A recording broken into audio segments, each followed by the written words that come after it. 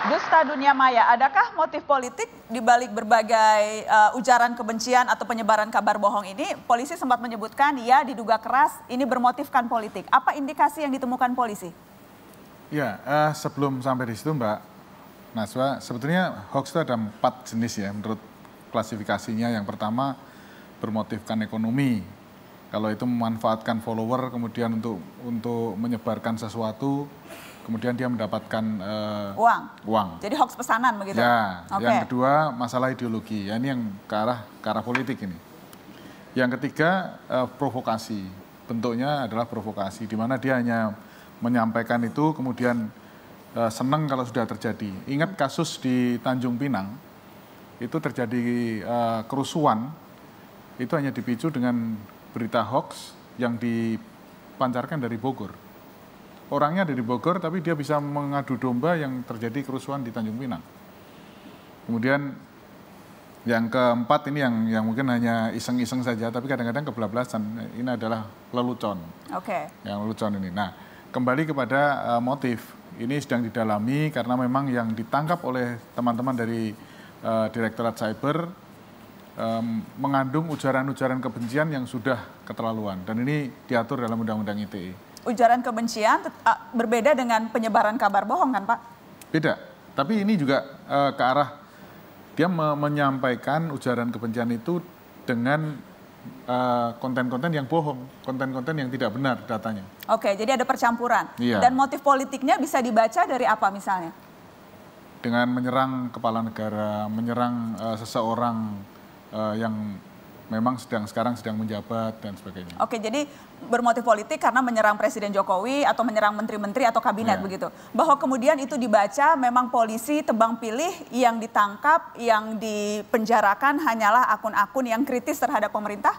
Saya kira kita tidak tebang pilih karena memang yang kita temukan adalah yang itu. Tapi memang mungkin kalau ada yang kita temukan ada yang sama, menyerang kepada perorangan, menyerang kepada kelompok, tentunya kita juga akan tangani.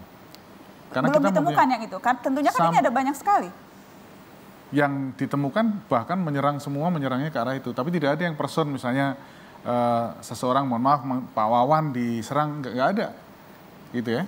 Karena ini menyerangnya memang menyerang kepada orang-orang figur-figur yang dikenal. Oke, dan mereka ini bekerja atas suruhankah, atas perintahkah, atau karena bermotif politik tidak suka saja dengan pemerintahan saat ini? Nah, ini sedang didalami oleh para penyidik di Direktorat Cyber. Diduga keras ke arah sana atau masih belum bisa bicara?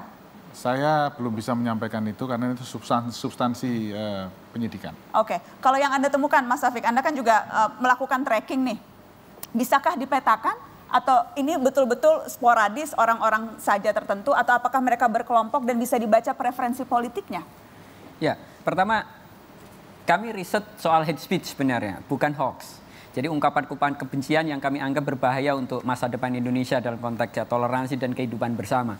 Nah, secara umum bahwa saya menemukan bahwa satu memang tadi ada motif ideologi yang memang dan di dalamnya akun-akun yang ini dia misal memperjuangkan misal pengen formalisasi syariat Islam atau khilafah bersesuaian nama yang seperti ini. Ada yang faktor politik, dia berafiliasi pada partai politik tertentu atau figur politik tertentu, tidak selalu ketua partai figur politik ini. Gitu. Ada juga yang tadi ekonomi. Dan kalau ditanya misal hoax ini munculnya dari mana? Awal-awal sebenarnya hoax ini motifnya ekonomi aja.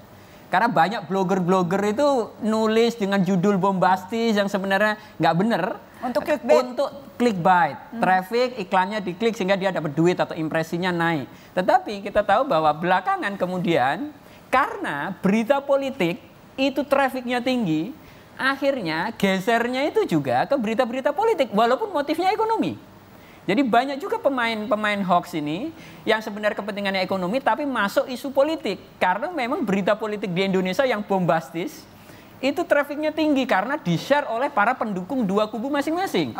Nah, baru kemudian yang konteks ideologi gitu. Nah, kalau dibaca Mbak sebenarnya hoax ini kalau dalam konteks politik keluar dari dua belah pihak pernah bikin hoax.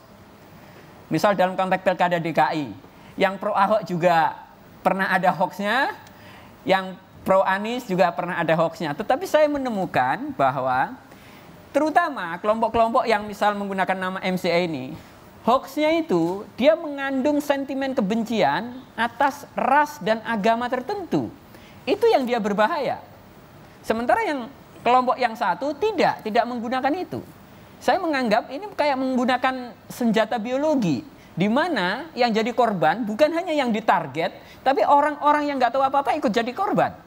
Ya kita saksikan sekarang efek pilkada DKI banyak sekali, nyampe anak kecil, orang nggak tua nggak tahu apa-apa, ikut kena dampak dari kekacauan pilkada DKI ini. Jadi hoaxnya membawa sentimen identitas. Ya. Itu yang menurut Anda berbahaya. Kalau yang Anda temukan Bang Novel, soal hoax itu, tadi kan Anda katakan salah satunya juga berhasil membongkar hoax soal latihan PKI itu. Betul. Apa saja nih ciri-ciri hoax yang berhasil Anda ditemukan oleh kelompok Anda? Kita tadi, saya sudah sebutkan, kita sudah bongkar hoax ini atas nama yang saya sendiri. Saya klarifikasi dari pusatnya saya menyebar. Nah, dengan otomatis ya. Ciri-cirinya apa nih kalau secara umum? Jadi tidak individu, secara umum yang Anda temukan kalau penyebar secara hoax umum ini? kita melihat ini, mereka ini menyebar hoax ini nggak mungkin dari kita. Karena kenapa? Mereka tahu tuntunan bahwa berkatalah yang baik kalau nggak diam. Beriman kepada Allah kalau nggak, barang siapa yang beriman kepada Allah, man kana yu'minu billahi wal akhir, falukil khair, aulasmut.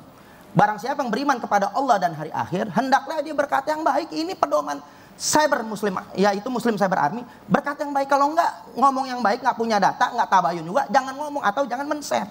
Jadi kita nggak mungkin menebar kebencian, karena kita kan Pancasila. MCA ini nggak menolak daripada keberagaman, nggak menolak daripada kebinekaan. Justru kita membela Pancasila, membela negara, membela agama, daripada pengkhianat-pengkhianat yang kita ini menjaga negara daripada penjajahan asing. Yang sekarang ini juga adalah ancaman buat kita. Kalau tadi disebutkan kebohongan itu yang tersebar rata-rata menggunakan sentimen kebencian dan itu sesuatu yang sangat berbahaya.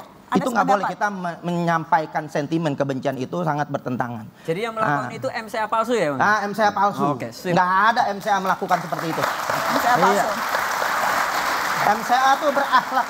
Saya katakan ini viral loh di Republika viral. MCA berakhlak dan ini viral, dikutip dari media manapun, saking begitu viralnya, asli berakhlak, tidak sebar hoax.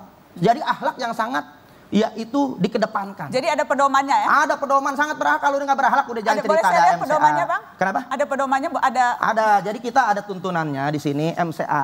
Nah, saya kasih. Di sini tuntunan ayat Allah bagaimana MCA itu.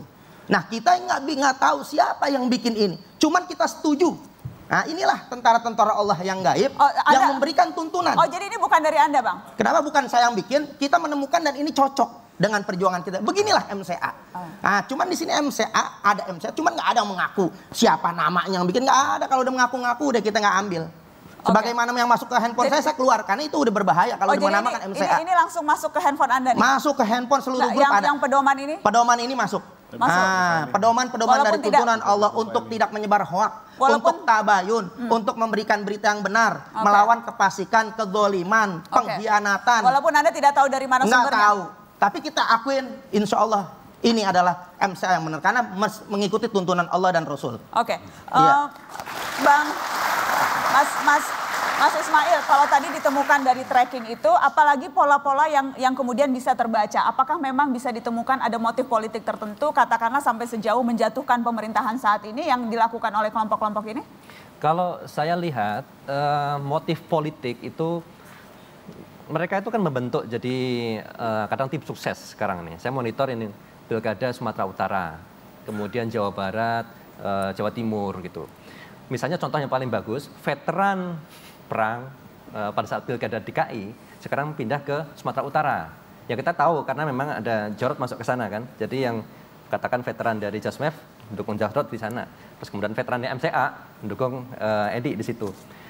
Saya lihat itu masih wajar karena dalam pesta demokrasi mereka butuh promosi kan. Nah, selama dalam konteks kritik mengkritik, menjual program masih nggak masalah. Nah, disinilah ketika ada hoax, siapapun di situ, saya kira ini domainnya sudah domain polisi di situ, tanpa perlu menyebut ini dari siapa. Pokoknya ini pelaku penyebar kebencian. Oke. Nah, dalam konten analisis misalnya ini yang terbaru, saya ambil data 2 bulan terakhir ini ya tentang Pak Jokowi. Saya mau lihat sebetulnya percakapan mereka apa. Topiknya banyak kritikan. Kritikan misalnya soal harga yang naik dan seterusnya. Dan ini bukan motif politik menurut saya. Jadi satu ekspresi dari publik tentang ketidakpuasan, mungkin mereka punya keinginan untuk disampaikan. Baik. Mas Ismail, kita harus break dulu, tapi saya tertarik tadi itu soal analisa Anda soal kritikan-kritikan yang muncul. Kita akan bahas lebih spesifik soal itu setelah pariwara. Tetaplah di Mata Najwa.